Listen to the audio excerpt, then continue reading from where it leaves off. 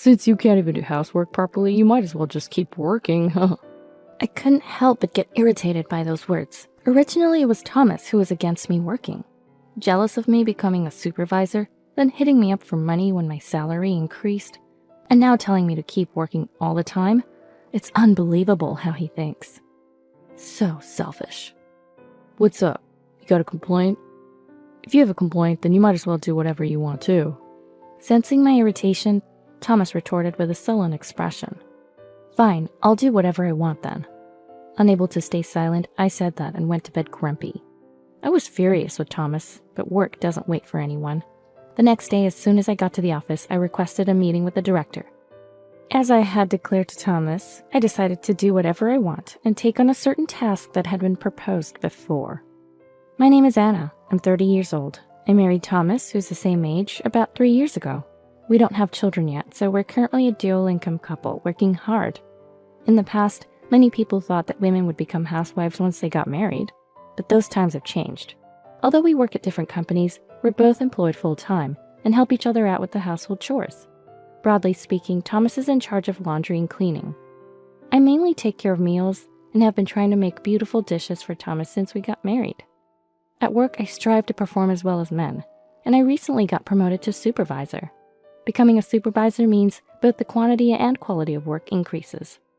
However, Thomas, despite being a fellow employee, didn't try to understand my situation. We had this for dinner yesterday, right? Aren't your dinners a bit too careless these days? Please make an effort. One evening at dinner, Thomas said that. Thomas is still a general employee, a rank-and-file worker. Perhaps he felt bitter that I received a title before him, and instead of celebrating my promotion, he started nagging every day. Of course, I don't have as much free time as before, but I'm still properly doing my share of the household chores. Knowing that Thomas's complaints stem from jealousy, I have no choice but to adopt a humble attitude. Sorry, I do prepare in the morning, but it inevitably gets late preparing dinner after coming back, so I've been making side dishes in advance. Side dishes? So you're saying it's inevitable that it's the same every day? That's not what I mean. Don't make excuses. Basically, you're the one who said you take care of meals when we got married, right? The women at my company manage their households well, even while raising children. I always tell you that. I couldn't say anything. Of course there might be such people at Thomas's company, but it's pointless to compare with others. Moreover, the women Thomas often mentions is actually working part-time.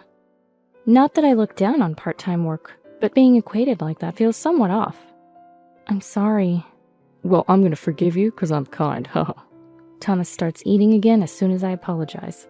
I wish he would eat without saying anything if he's gonna eat anyway, but there's no helping it. When I talk about Thomas to a friend, they tell me to think of it as practice for parenting. Indeed, even without children, looking at Thomas does make me feel like I'm dealing with a child. I've no choice but to flatter him with a humble attitude. Oh, right, you did the laundry, didn't you? Thank you. Huh? Oh, yeah, of course, huh? That was the deal. You know, without me, the house wouldn't function, haha. I swallowed what I wanted to say and praised Thomas. Thomas seemed pleased with that. Indeed, Thomas does his share of the household chores as agreed, but when it comes to laundry, he doesn't look at the care labels or use a net. He just throws everything in and pushes one button to wash and dry. So occasionally, Thomas complains about clothes shrinking or getting pilled. If that counts as properly doing the chores, I wonder how well I'm actually managing. But I never voiced my dissatisfaction. The one time I did, it led to a huge fight. Why didn't you quit your job and do everything yourself? That's why I said it when we got married. I should have never listened to anything you said. Just like Betty told me. Thomas raged and hurled insults at me, then stopped talking to me for about 2 weeks. Of course, during that time, he didn't do his share of the work, leaving me to handle everything. Enduring a bit here and there is better for me than feeling so drained, both mentally and physically. Indeed, as he said during our argument, Thomas was originally not supportive of my working. Betty said there's nothing good about a married woman working outside. That's why I want you to stay at home. I don't know why Thomas's sister said that, but I was willing to go along with it, if that's what Thomas wanted. But it turned out we couldn't make ends meet on Thomas's salary alone. We weren't in a situation where we could live on ideals alone, so I desperately tried to convince him to let me keep working. My company is a major one and the pay is good. If we both worked, we might have some leeway. Thomas reluctantly agreed to my earnest plea, leading to our current situation. Despite everything, whether half-heartedly or not, Thomas did share in the household chores. It was a fact that even that much was a help. Then, Thomas's birthday approached. We hadn't done anything extravagant to celebrate since we got married. We usually celebrated at home with my home-cooked meals, but this year, now that I had been promoted and my salary had increased, I decided to celebrate his birthday with a hotel dinner. When the day came and I bought him a gift, Thomas was pleasantly surprised and enjoyed the steak course. This is the best meal I've ever had, but are you sure we can afford this? It's your special day. I got a raise since becoming a supervisor and we'll save a bit from now on. No complaints about the side dishes, okay? We joked and ended the day like that, but I didn't notice Thomas smiling smugly at that moment. A few days later, Thomas asked, Hey, you said your salary went up, right? How much? Being a supervisor must mean a good raise, right? He started pestering me about it. Before his birthday, supervisor seemed like a taboo word. Neither of us would mention it, but as soon as he heard about the raise, he quickly changed his tune. Being a supervisor is amazing. It's all because you worked so hard. He started praising me like that. At first, I couldn't keep up with this sudden change and just gave a wry smile to brush it off, but he was insistent about the salary. I continued to completely ignore it, but when I kept ignoring him, What's the matter? Got too cocky becoming a supervisor? You must be looking down on me. A mere employee at a small to medium-sized company. He sulked. It was just a splurge for your birthday. We're not rich, so stop talking about money. I finally snapped, and that put an end to his persistence, but it was clear that Thomas was fixated on my money. If I knew it would come to this, I wished I hadn't become a supervisor, or even celebrated his birthday. There was a bit of regret, but it wasn't all bad. After becoming a supervisor, I was entrusted with a significant project. Though it meant more overtime, Thomas was supportive. You're a supervisor and busy with work. I'll do what I can. He started preparing dinner, even if it was frozen meals. Even if it was because of his fixation on money, his cooperation made that birthday meaningful, perhaps. And when the project finally settled down, Thomas asked with bright eyes, So? You're busy, so you must be getting a special bonus, right? I was surprised by his question. No, why would there be one? I said wearily, astonished. Then Thomas exploded. What? Months of overtime and no bonus? What was the point of me helping then? What a crappy company. I didn't have the energy to argue back. The point of helping? Is there supposed to be a meaning behind a couple's cooperation?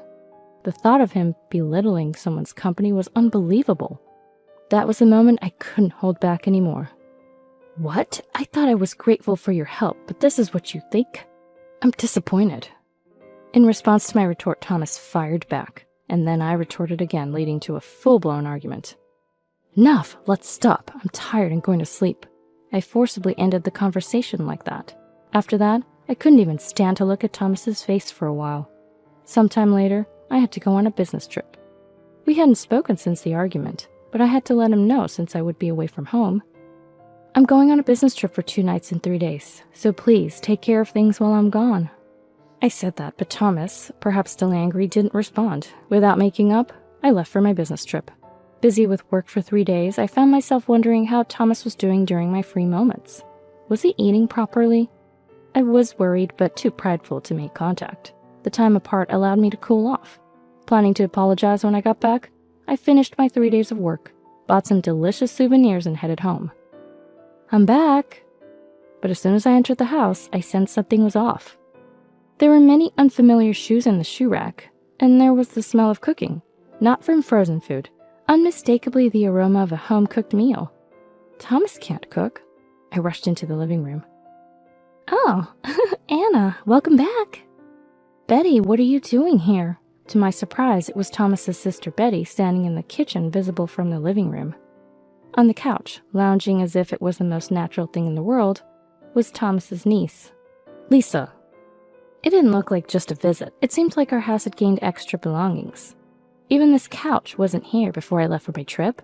I stood dumbfounded at the entrance to the living room, unable to comprehend the situation. Dinner will be ready soon, said Betty nonchalantly. While I couldn't take my eyes off her, I approached Thomas, who was sitting in a living room chair, and spoke to him. What's going on, Thomas? As if it's a big deal. I decided to live with Betty and Lisa. The move's already done. Thomas said it as if it were the most natural thing. That's what's going on, so please be nice.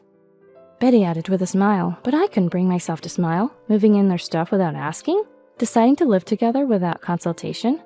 Wait a minute, you can't just decide that on your own. What's the problem? You're always too busy with overtime to do any housework anyway. It's better if we live together and Betty takes care of the house. Thomas retorted to my attempted objection. Betty had Lisa at 20 and divorced a few years later. Since then, she had been a single mother raising Lisa, now 18, on her own. I knew this, and I knew Thomas was fond of his older sister Betty, but I never imagined it would lead to us living together. "Come on, Anna," Betty said without any hesitation. "Nice to meet you," murmured Lisa quietly. My head hurt, but there was no way I could accept the situation so silently. "I'm sorry, but I can't live with you all," I stated clearly. However, Thomas laughed at me as if it were a joke. Why not? Since you can't even do housework properly, you might as well just keep working. I was irked by his words. Originally, it was Thomas who opposed me working.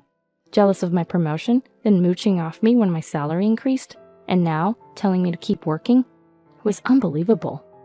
So selfish. What's up? Got a complaint? If you have a complaint, you might as well do whatever you want, too. Sensing my irritation, Thomas retorted with a scowl. "Fine, I'll do whatever I want then." But I was the one who wanted to be angry. Unable to stay silent, I said that to Thomas. After that, there was no more conversation between Thomas and I went to sleep. Betty and Lisa, having apparently given up their own home, naturally moved their bed into our home and slept here. The room that was supposed to be for children had been turned into their room without my consent, and I was more saddened than angry. Yet, work doesn't wait for anyone. The next day, as soon as I got to work, I requested a meeting with the director. I decided to take on a task that hadn't been proposed before. That's great. I'm grateful you're taking it on. It's a good opportunity, so I'll do my best for my own sake. After making a promise to the director, I immersed myself in work. I found it better to be at work than to go home, unable to forgive Thomas. A few days later. "Hey Anna, how long are you gonna sulk? Just come back already." Thomas sent that message to me. I had been going home, but only when everyone was asleep, and I left before anyone woke up. But for the past few days, I hadn't even been going home, because I had found a new place to live. "Come back, I can't just do that right away," I said, laughing. "Can't do it right away, what do you mean?" "I'm in Italy right now. It's the middle of the night here. Plus, Betty's there to take care of the house, right?" Huh? Thomas paused, taken aback by my yawning reply. It was night for Thomas, but it was already the middle of the night over here. Coming back from work to this conversation with Thomas was just exhausting. Finally getting it, Thomas suddenly raised his voice. "What? Italy? You went on a trip without telling us?" "It's not a trip. I've been living here for the past 3 days." "What are you talking about?" But my next words seemed to confuse Thomas again. Had he forgotten what he said about doing whatever I wanted? I could almost see him gaping over the phone, and I said, laughing, "What I mean is you said to do whatever I wanted, and I said I would. So I accepted the Italy assignment that had been offered to me before. They've prepared a condo for me to live in, and it's a beautiful place." "You know there's a limit to doing whatever you want. It's about our life together, and you decide on your own." Thomas sounded quite upset. Surely, if we had discussed it, we would have decided to move here together. But this assignment in Italy was like a prize for my work achievements. Thomas was to blame for getting mad about the bonus and not listening to other things. Yet, didn't he feel odd saying that? He decided on his own to live with Betty and Lisa. What he had said was coming back to haunt him. "Did you consult me about anything that affects our life together?" "Well, I'll be working here, and I'll return to the States as a manager in 2 years. Until then, have a nice life with Betty and her family." I hung up the phone. Thomas must be feeling uneasy now, his own actions and words preventing him from living abroad. A few days later, Thomas contacted me. Wondering what it was about, I answered, and he sounded cheerful. "Guess where I am?" "I don't care, I'm working. I'm hanging up." "Believe it or not, I'm in front of your condo." Huh. I was surprised by his words. He had called my work to get my address, saying it was necessary for some procedures, and relying on that address, he had come over on his own. "What about your work?" "I took some time off and..." "Yoo-hoo, I'm here too." To my surprise, I heard Betty's voice over the phone. Why she had come too was beyond me. I was exasperated. "So, we're both waiting out here. Hurry home." "Both? What about Lisa?" "Lisa has a test, so she couldn't come," Betty said nonchalantly. I was astounded again. "Is that so? But I won't be coming back today. I have a dinner meeting far away."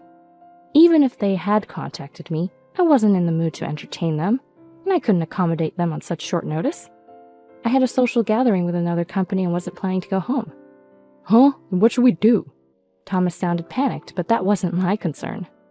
Stay at a hotel or something? Anyway, that's the situation. Also, I'm in the middle of work. Bye.